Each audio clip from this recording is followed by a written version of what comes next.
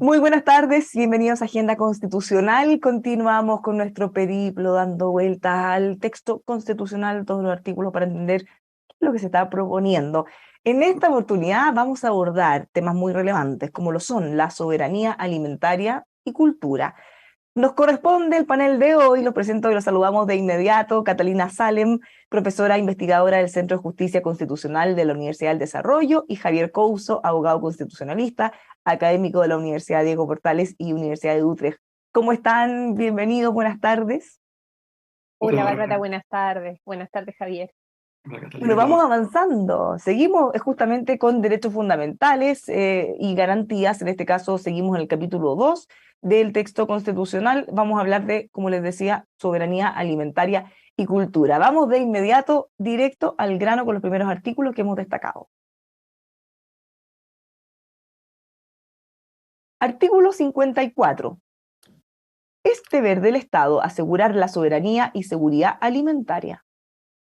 Reconoce, fomenta y apoya la agricultura campesina e indígena, la recolección y la pesca artesanal. El Estado garantiza el derecho de campesinas, campesinos y pueblos y naciones indígenas al libre uso e intercambio de semillas tradicionales. También hemos destacado el artículo siguiente, el 56, algunos de sus incisos.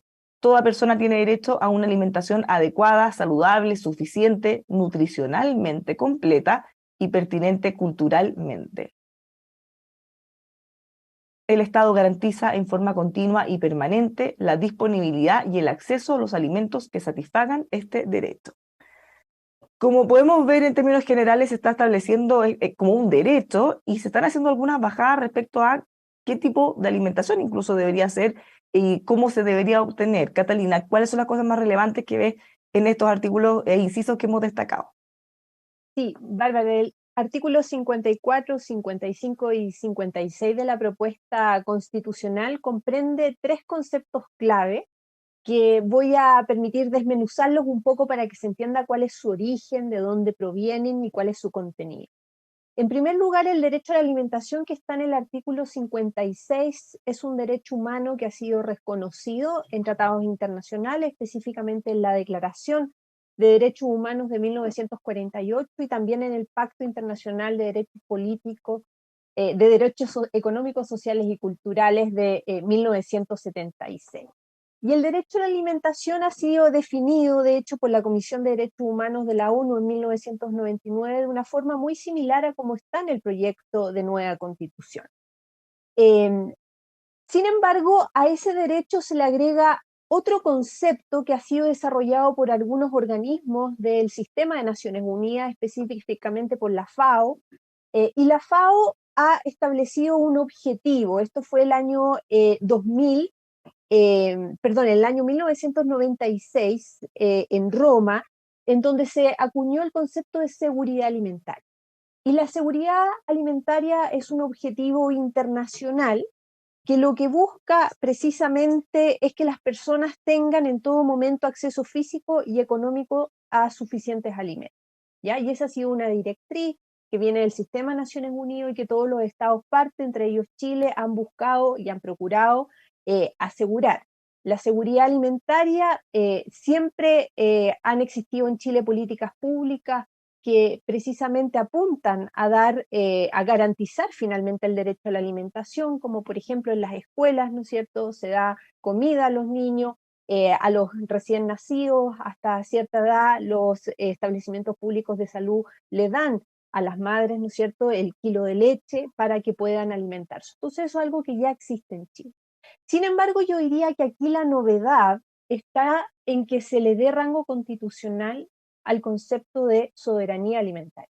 ¿Por qué? Porque el concepto de soberanía alimentaria es un concepto que no ha sido acuñado por organismos internacionales, por tratados internacionales, sino que es un concepto que ha acuñado un movimiento internacional de campesinos sin tierra, si se autodenominan ellos, de indígenas, pescadores artesanales, en fin, que se llama la Vía Campesina. Y de hecho, que nos están viendo, nos están escuchando, pueden visitar la página web de la Vía Campesina y ahí pueden ver quienes componen este movimiento internacional y también qué entienden por soberanía alimentaria. Y la soberanía alimentaria fue una respuesta a este movimiento internacional al concepto de seguridad alimentaria que había acuñado la FAO a través del sistema de Naciones Unidas. Y se ha entendido como algo complementario a la seguridad alimentaria y también como algo alternativo a la seguridad alimentaria, es decir, algo que es distinto a la seguridad alimentaria. Y la soberanía alimentaria para la vía campesina significa, por cierto, garantizar el derecho a la alimentación, pero va más allá del concepto acuñado por la FAO, por la seguridad alimentaria, porque establece un modelo económico determinado de cómo se tiene que asegurar ese derecho a la alimentación. Y el proyecto de nueva constitución recoge precisamente esa visión que tiene la vía campesina al señalar, ¿no es cierto?, que el Estado fomenta la producción agropecuaria ecológicamente sustentable, además de asegurar la agricultura campesina, indígena, la recolección y pesca artesanal. En resumidas cuentas, la soberanía alimentaria significa que cada Estado sea capaz de proveerse sus propios alimentos. Y esto, por cierto, es una corriente o un modelo económico completamente distinto al que conocemos en Chile. Chile ha sustentado su modelo a través del comercio internacional, los tratados de libre comercio y el intercambio, en definitiva, de bienes con otros estados que permiten, ¿no es cierto?, asegurar de igual manera el derecho a la alimentación. En Chile hoy día uno puede ir, cualquier persona puede ir a un supermercado y va a encontrar alimentos, de manera que seguridad alimentaria.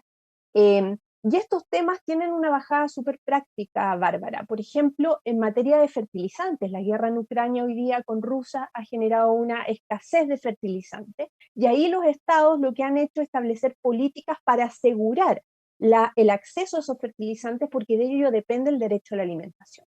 Entonces, lo complejo, creo yo, de esta propuesta en el texto aprobado por la Convención Constitucional no es el derecho a la alimentación, no es la seguridad alimentaria, sino que la soberanía alimentaria. Porque, como he dicho, promueve un modelo económico específico que es la industria agropecuaria ecológica en contraposición a la industrial. ¿Y cuál es el problema? Todos los consumidores, yo creo que, o todas las personas, nosotros queremos, ¿no es cierto?, proteger el medio ambiente, queremos, incluso a veces consumimos alimentos que vienen de una cadena de producción que es respetuosa del medio ambiente, de los derechos humanos de quienes intervienen en esa cadena.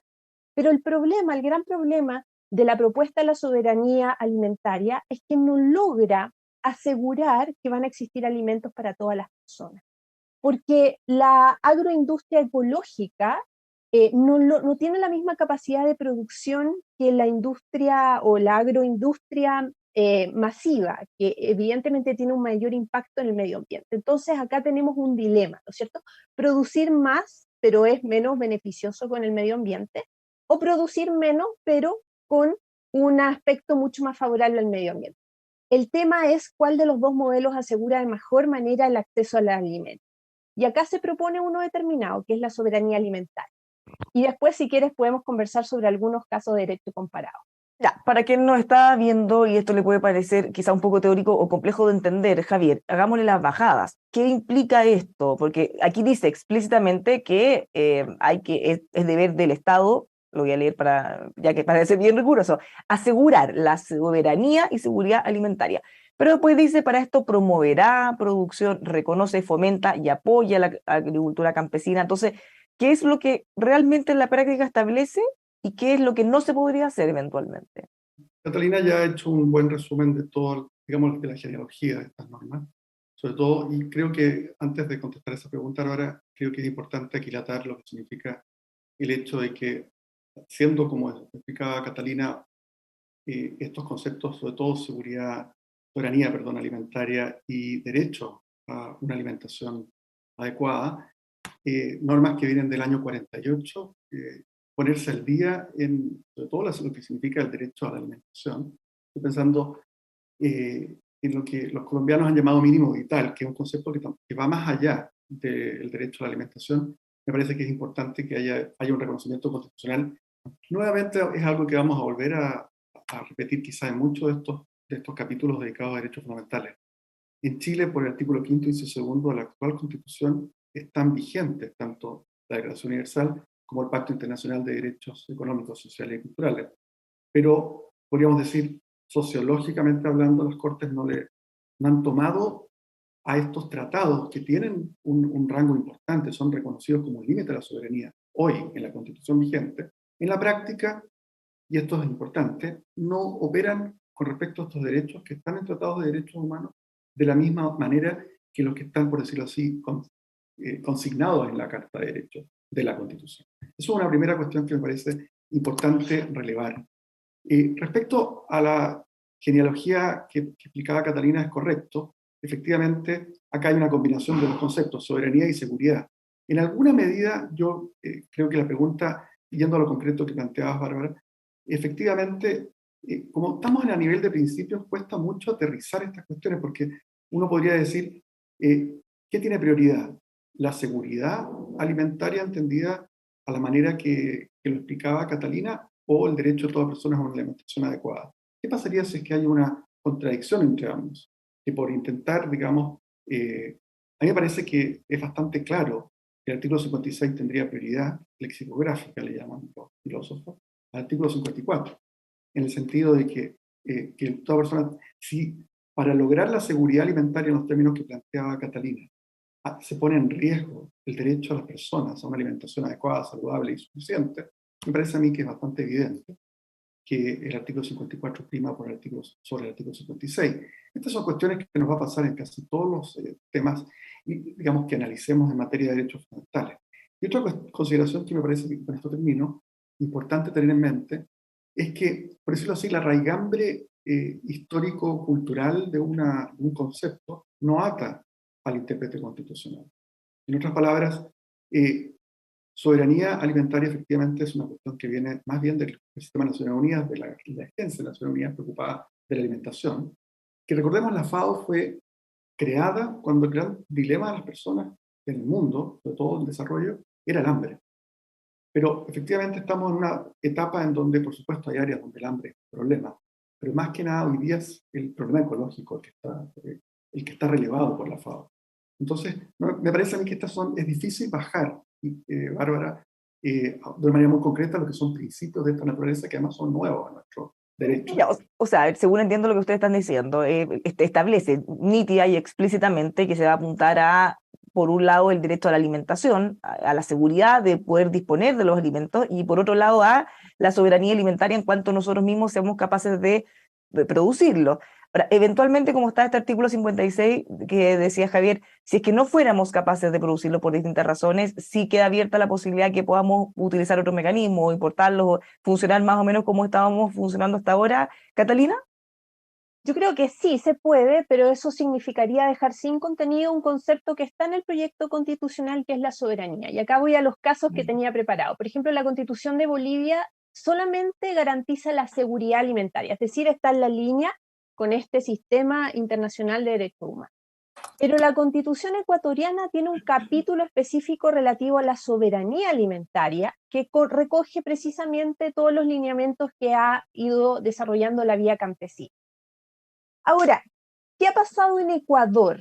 En Ecuador no ha podido hasta el día de hoy establecer un modelo agropecuario ecológicamente sustentable porque se dan cuenta, como decía, ¿no es cierto, Javier?, que no es suficiente los alimentos que se pueden producir a través de ese modelo económico para asegurar el derecho a alimentación de las personas. Entonces, recientemente, de hecho, Ecuador ha seguido firmando tratados de libre comercio, pero ¿eso qué ha implicado? Si uno revisa la opinión de los autores ecuatorianos, que se deja sin efecto una norma constitucional que asegura la soberanía alimentaria. ¿Por qué estamos firmando tratados de libre comercio si la Constitución dice que acá debe aplicarse o debe seguirse la orientación de ser una soberanía alimentaria?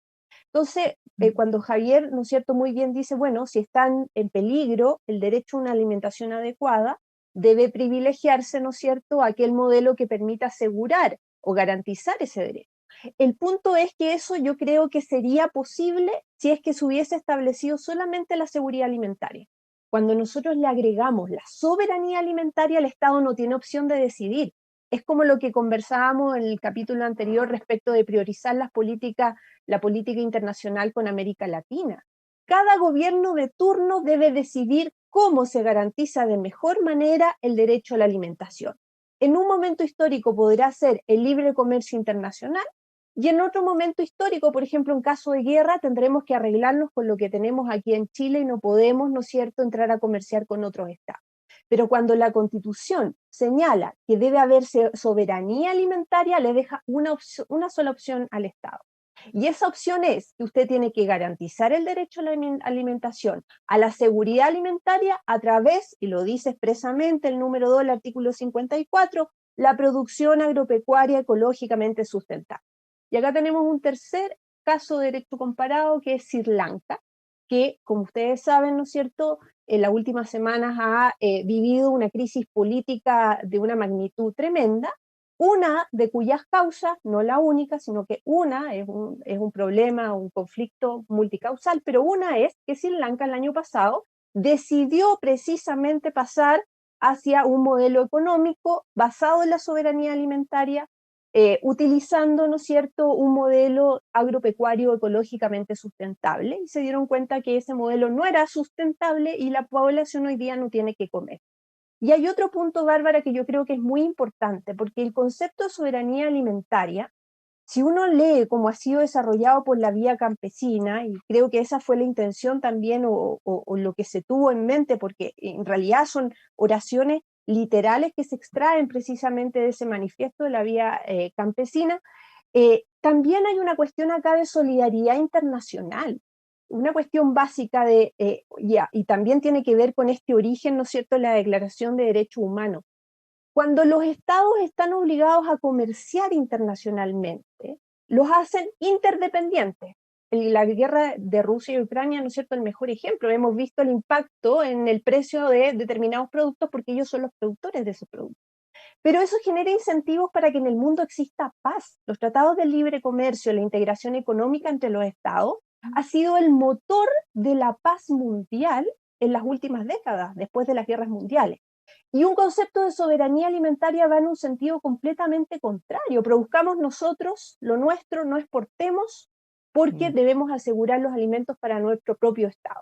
¿Y eso qué implica? Y acá estoy haciendo un poco de ficción, pero la ficción puede convertirse en realidad.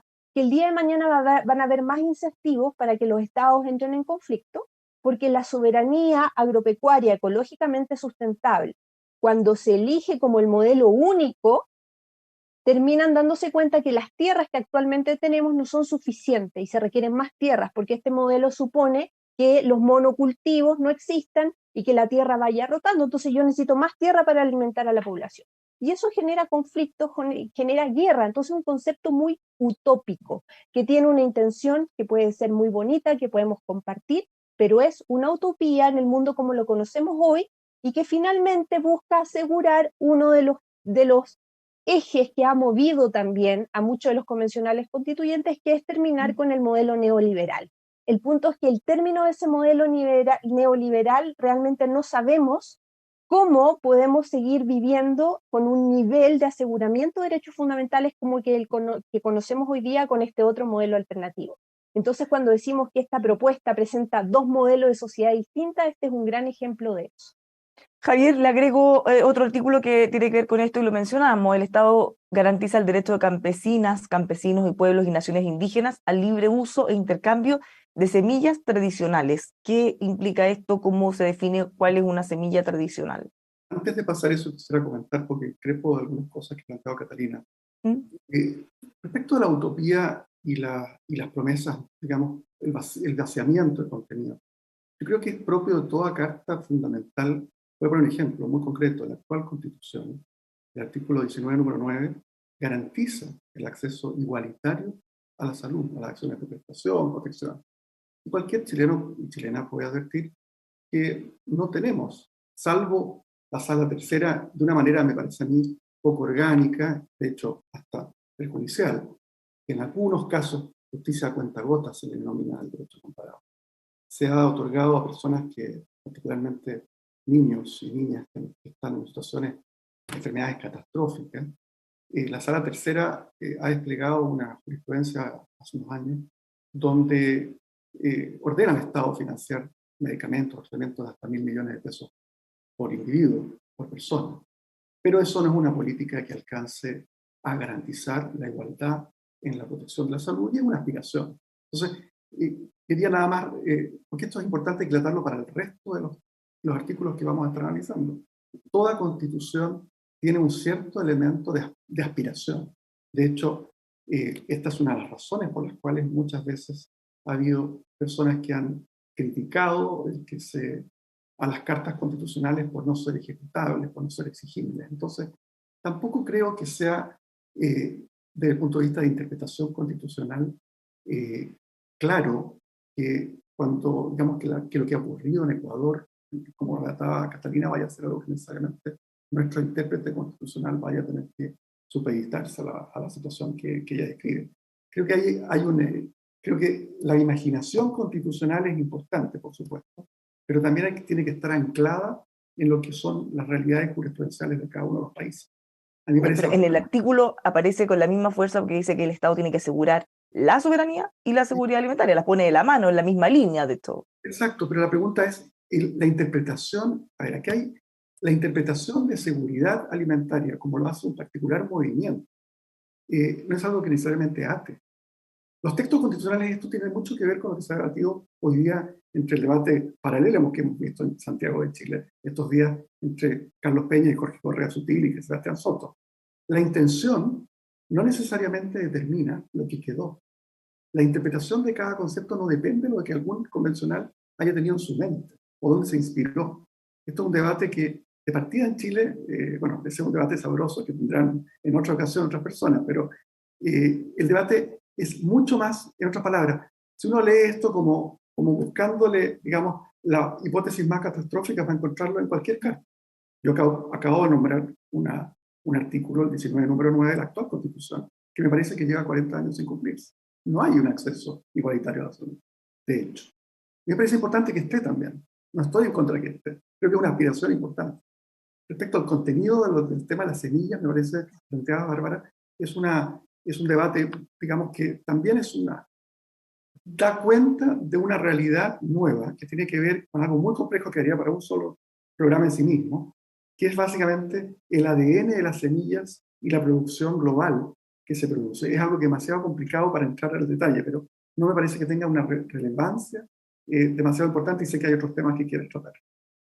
Catalina, respecto a la semilla, ¿algo relevante o avanzamos? Sí, no, simplemente contestar que acá hay una diferencia también entre principios constitucionales, ¿no es cierto?, y reglas constitucionales. Un principio constitucional lo que busca es su máxima, digamos, cumplimiento. Y la igualdad de la ley o la igualdad en el sistema de salud, en el sistema educativo, fija una orientación al Estado para alcanzarlo en su máximo nivel. ¿Ya? Entonces, en ese sentido, no es una utopía, es una orientación concreta que debe alcanzar el legislador. Pero por otra parte, la soberanía alimentaria no es, digamos, un principio que esté exento de contenido, sino que es derechamente un modelo económico que queda establecido en la Constitución. Y lo que se le criticó a la Constitución de 1980 fue precisamente que establecía un tipo de modelo económico y que ese modelo económico no debía estar en la Constitución. Pero acá se establece un modelo económico y creo yo que lo que se aspira con ese modelo económico es una utopía, pero el modelo económico está y el Estado puede aplicarlo porque está en la Constitución y le entrega las señales, ¿no es cierto?, le dice expresamente en qué consiste ese modelo económico. Y consiste en una producción agropecuaria ecológicamente sustentable. Fertilizantes, ¿no es cierto?, que no sean sintéticos, que no sean artificiales. Nuevamente, es loable que queramos tender hacia ese tipo de industria. El punto es si asegura o no el derecho a la alimentación. Y acá el texto constitucional está diciendo si lo asegura. Por eso lo estoy poniendo. No es un concepto que quede en el aire. Lo estoy poniendo acá porque creo que esta es la vida para asegurar el derecho a la alimentación. Entonces no son opciones que pueda tener el día de mañana el legislador, sino que el texto constitucional está diciendo esto es. ¿Ya? Respecto para una breve... Bueno, después me refiero a las semillas. Ya. No, porque es muy importante porque tiene que ver con todos los temas que vamos a tratar. La idea de que hay un solo modelo económico, creo que no es sustentable, Catalina, por una cosa muy simple. Si fuera cierto, no se habría consagrado la libertad de entender, que es muy rara incluso en las economías OECD, en los países desarrollados. el derecho al libre emprendimiento y la iniciativa privada es una cuestión incompatible con el modelo económico que está planteando, por ejemplo, Bolivia en la actualidad. Entonces, creo que las constituciones tienen que leerse como un todo, y donde hay elementos, por supuesto, que hacer ese ejercicio es justamente el trabajo no solo de las Cortes, sino del legislador, que va a tener que aterrizar esto.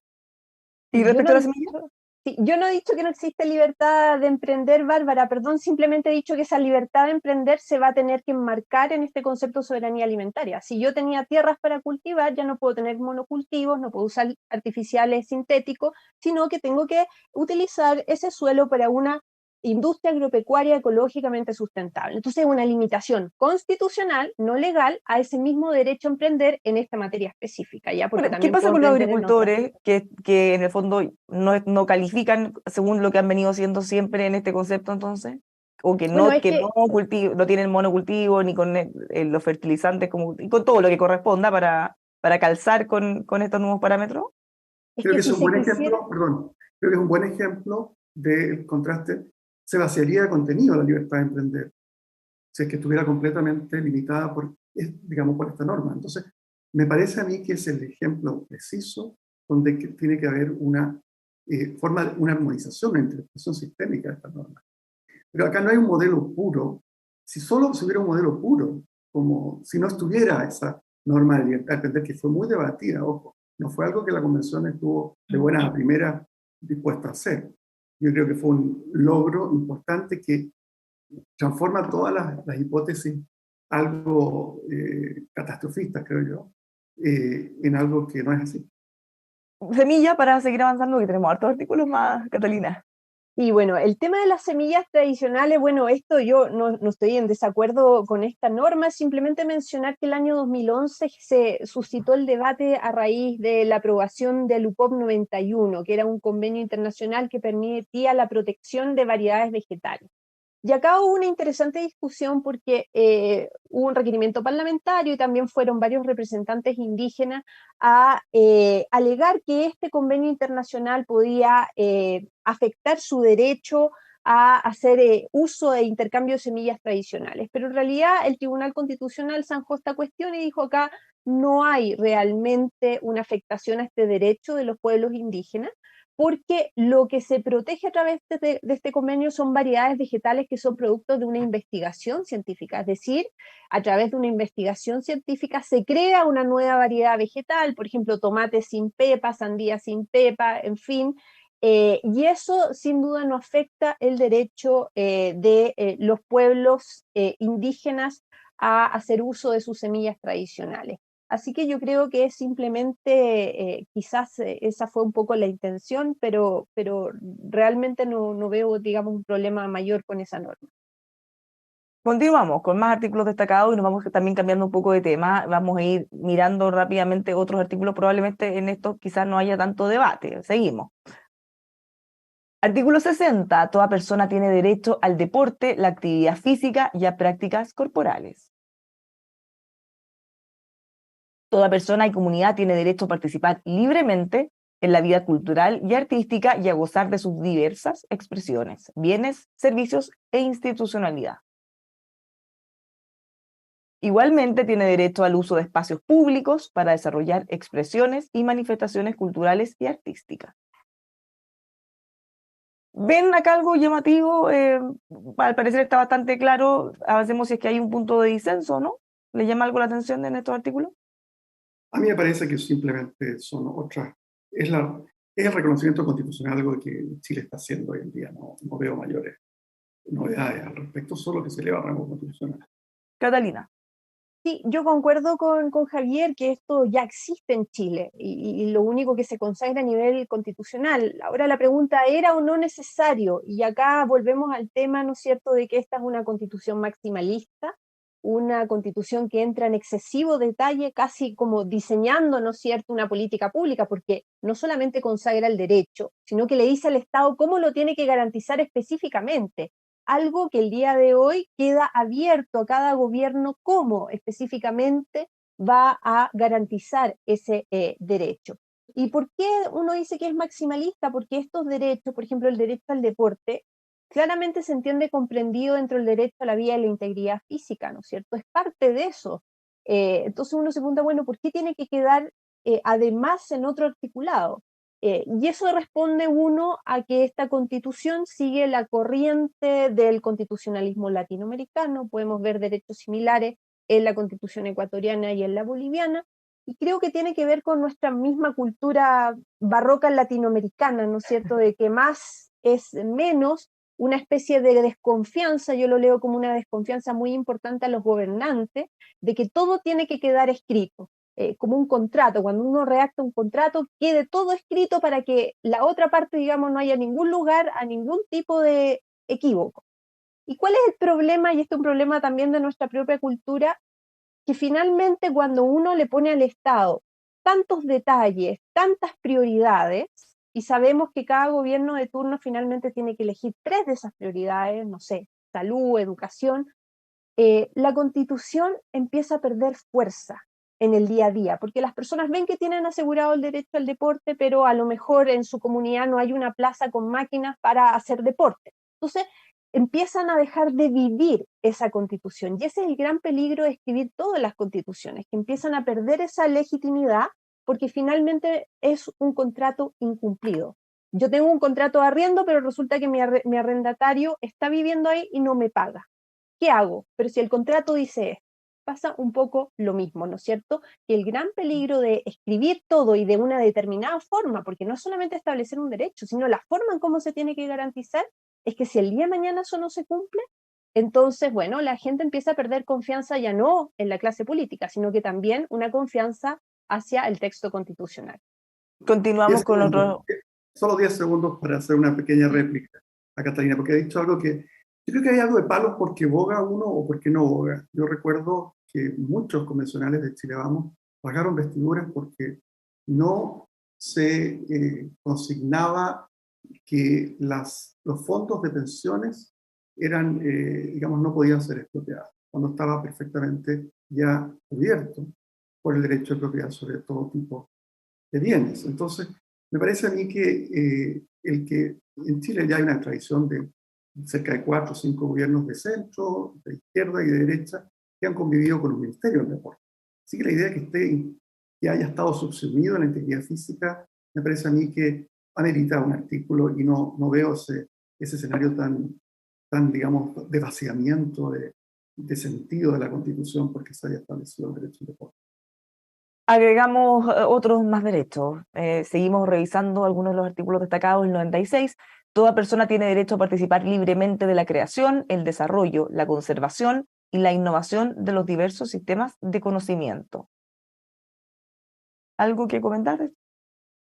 No, más que nada aquí el lenguaje, ¿no es cierto?, cambia. Uno se pregunta cuáles son los sistemas de conocimiento. Y creo que la intención de esta norma es expandir, y va, digamos, en la línea de todo el texto constitucional, no circunscribir este derecho solamente al conocimiento científico, sino que reconociendo que existen otras formas de conocimiento, como la de las etnias indígenas, por ejemplo, de determinadas culturas, y por eso, ¿no es cierto?, este cambio de lógica.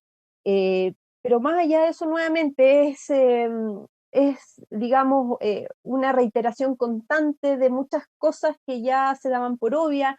Yo, bueno, no pertenezco a ningún partido político, pero desde el punto de vista constitucional, este excesivo detalle es algo nuevo para el constitucionalismo, viene del constitucionalismo latinoamericano, y tiene que ver con esa desconfianza a la clase política. Pero nuevamente, los contratos y las constituciones se pueden incumplir, y por eso, mientras más detalles se agreguen a este tipo de derechos, más posibilidades hay que el día de mañana las personas pierdan la confianza en esa constitución cuando no se cumple lo que está escrito en ella. Bueno, yo ahí agregaría, porque también es algo que es una consideración en general, un patrón general. Hay países que desconocen la Constitución siendo estas breves, y hay países que la cumplen siendo estas extensas. Ejemplo de un país que desconoce su Constitución siendo breve. Muchas veces ha ocurrido, particularmente bajo gobiernos peronistas en Argentina, tiene una Constitución breve y es desconocida sistemáticamente. Hay países que tienen constituciones extensas que las cumplen más. Brasil la cumple más que Argentina en muchos sentidos.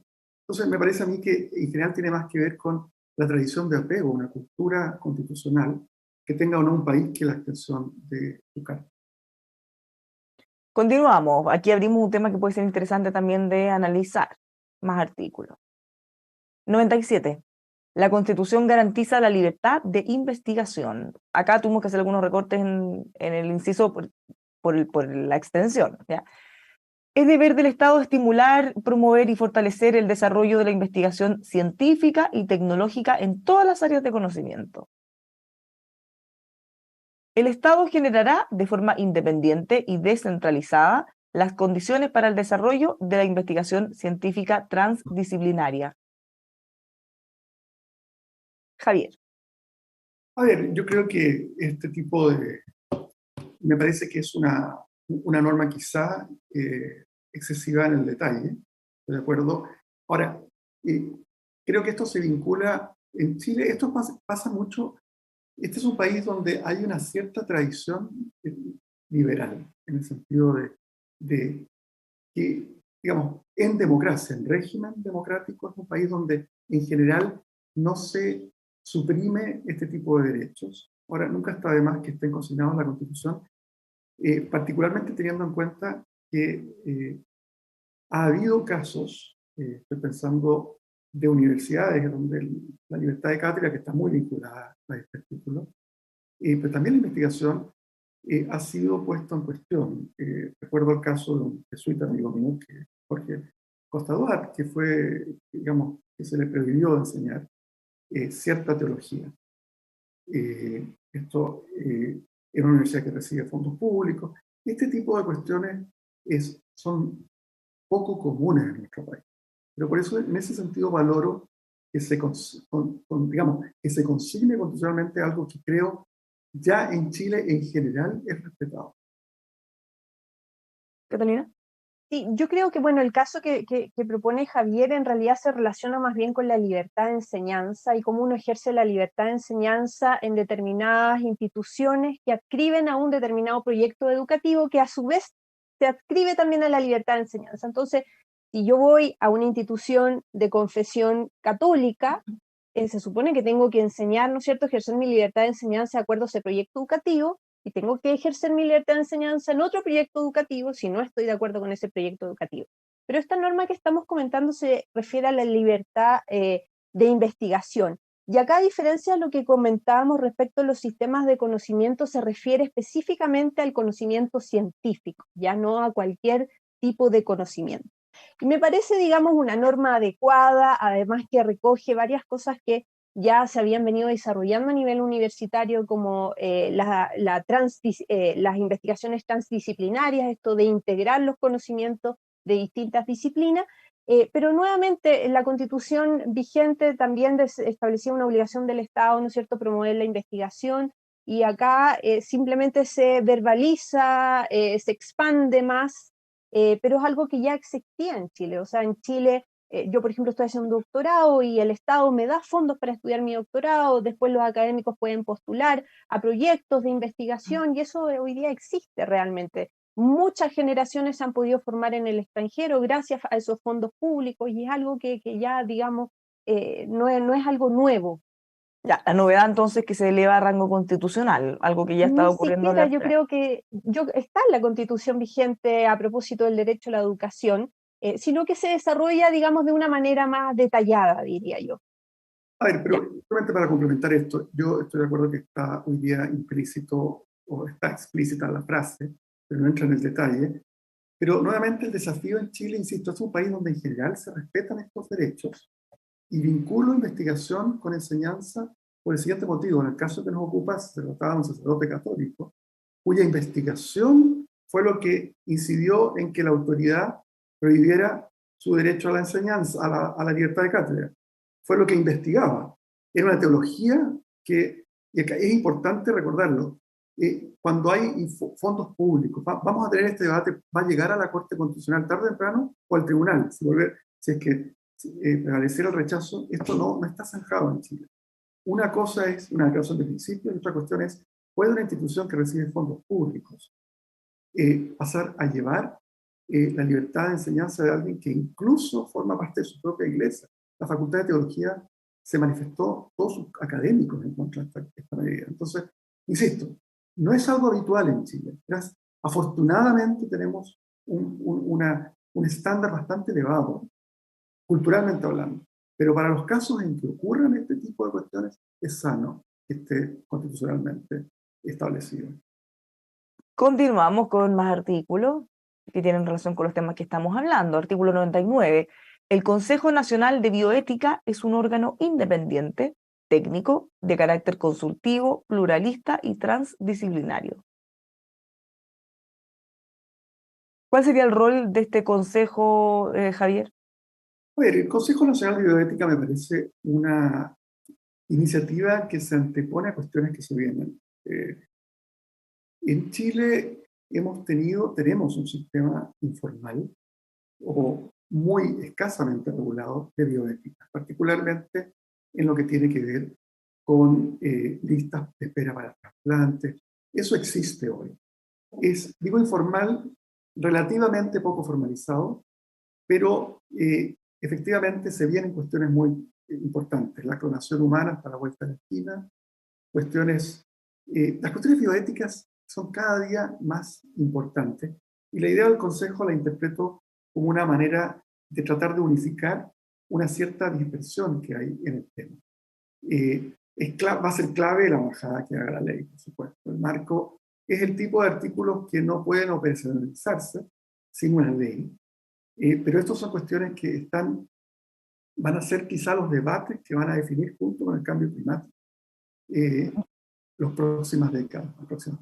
Voy a leer completo el artículo para que quede más claro porque de esto establece, lo habíamos cortado por tema espacio, pero establece en este mismo inciso que yo mencioné, después de transdisciplinario, que tendrá entre sus funciones asesorar a los organismos del Estado los asuntos bioéticos que puedan afectar la vida humana, animal, naturaleza y la biodiversidad, recomendando la dictación, modificación y supresión de normas que regulen dichas materias. Y también establece lo que decía Javier. La ley regulará la composición, las funciones, la organización y demás aspectos de este órgano.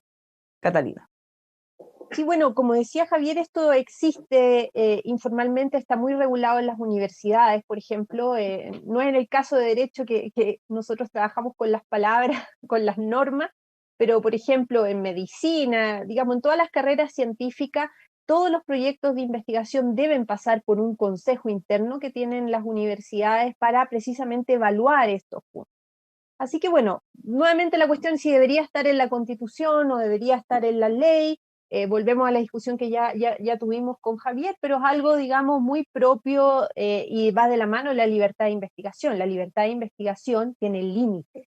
Y esos límites, ¿no es cierto?, no es una libertad absoluta, esos límites tienen que ver precisamente con lo que se señala la norma que tú has señalado, y este consejo, bueno, tiene un carácter consultivo, ¿no es cierto?, asesor, va a precisamente velar para que se cumplan esos límites a la libertad de investigación, no es una libertad absoluta. Ahora dice que tiene que recomendar, pues por ahí que quede claro y no confundamos, dictar, modificar, supresión de normas que regulen dichas materias. Claro, qué tan vinculante puede ser o no, eso va a quedar entonces en materia de ley. Ya. ¿Cierto? Ya. Yes. El último que destacamos para este programa, artículo 100. Toda persona y pueblo tiene derecho a comunicarse en su propia lengua o idioma y a usarlas en todo espacio. Ninguna persona o grupo será discriminado por razones lingüísticas. Catalina. Sí, bueno, este derecho realmente se relaciona, va muy de la mano con el derecho a la libertad de expresión. Uno, sobre todo cuando habla otro idioma, se da cuenta que la mejor forma en la que se puede expresar es en la lengua materna. Y va muy de la mano, ¿no es cierto?, con mi capacidad de expresión y también con el derecho a la identidad, ¿cierto? Esta soy yo hablo de esta manera. Y es un derecho que, bueno, tendrá que adecuarse y hoy día ya existe, por ejemplo, en los consultorios, a veces los médicos o tienen algún tipo de persona que los ayude a conversar con una persona que habla otro idioma. Pasó mucho con la migración haitiana, ¿no es cierto? Cuando acudían a los servicios de salud no tenían cómo expresarse, para que les pudiera entender el médico. Cuando uno va al registro civil también hay facilitadores que permiten comunicarse con personas que no manejan el idioma español. Y por cierto, esto va a generar un cambio, yo lo veo más bien desde el punto de vista de las etnias indígenas, ¿no es cierto? Si yo quiero hacer un negocio, por ejemplo, con una persona indígena, ella, por cierto, podrá expresarse en su propio idioma y a lo mejor eso va a significar que determinados instrumentos que hoy día se escriben en español van a tener que ser bilingües, un contrato de arriendo, por ejemplo, un contrato de compraventa. Yo creo que a lo mejor eso podría significar un cambio en el día a día para las personas. Javier, ¿qué cambio o qué implicancias podría tener esto? Porque como decía Catalina, una cosa es cómo se comuniquen entre ellos en su propia lengua, pero ¿qué implicaría entonces para el resto de la sociedad? O tal como dice, si ellos acuden a un servicio público, por ejemplo, o a algún lugar, que ellos pueden conversar en su propia lengua, pero no necesariamente quienes interactúen con ellos. A ver, creo que es importante vincular este artículo a uno que pasamos un poco por encima por temas de tiempo, el 92, número 2, que se relaciona con el derecho a la identidad cultural. Es algo que no está reconocido en la Constitución vigente. Y en un país como Chile adquiere particular relevancia a la luz del informe Elwin sobre verdad histórica y nuevo trato a los pueblos originarios, donde se consigna que en Chile hubo una asimilación cultural forzada.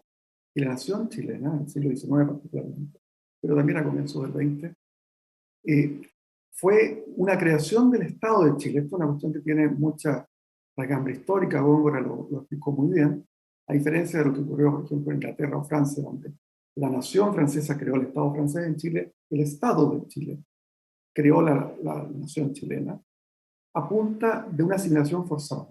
Bueno, habla también de genocidio y de expoliación. Por eso que tiene una dimensión, yo diría, de reconocimiento de esa tragedia, pero también de algo más actual. Y nosotros poco a poco estamos viviendo eso ya. No sé si les ha tocado en algunas regiones de Chile, en los aeropuertos, ya vienen señalética en Mapudungún o Aymara. Esto es algo que vamos a ver más y más y es muy, yo diría, creciente en todo el mundo contemporáneo. Son pocos quizás solo los países más bien totalitarios, estoy pensando países Irán, por ejemplo, donde básicamente no hay una sociedad democrática, se tiende a suprimir la diferencia en vez de reconocerla. En Chile no puedo enfatizar suficientemente la importancia que tienen estas normas desde el punto de vista de un mínimo de reparación histórica. Yo creo que en las artes y la cultura en general ya hay una creciente, yo diría, entendimiento de lo terrible que fue, estoy pensando en Canadá, se sacaba de su familia a los niños, también en Estados Unidos, en algunos estados, en los años 30, 40, para llevarlos a escuelas federales en el caso de Estados Unidos, estatales en el caso de Canadá, para que aprendieran la lengua oficial, el inglés o el francés en el caso de Quebec, el inglés en Estados Unidos.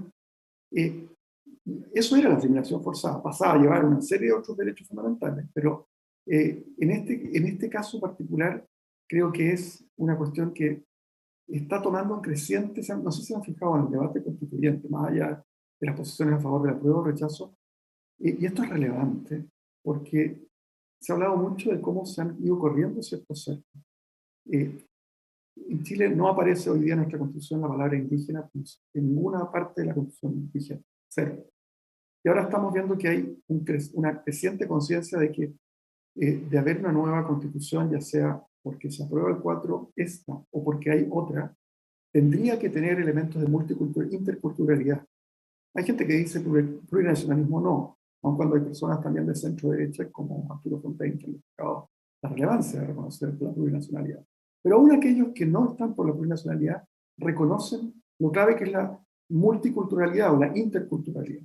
Y todos estos artículos que estamos analizando en el juicio tienen esa virtud, que pasan de una situación de cero reconocimiento a los pueblos originarios, nulo, a una situación de digamos, muy robusto reconocimiento, y que tiene, insisto, elementos de no solo reconocer, esto en la literatura es muy relevante desde hace bastantes años ya.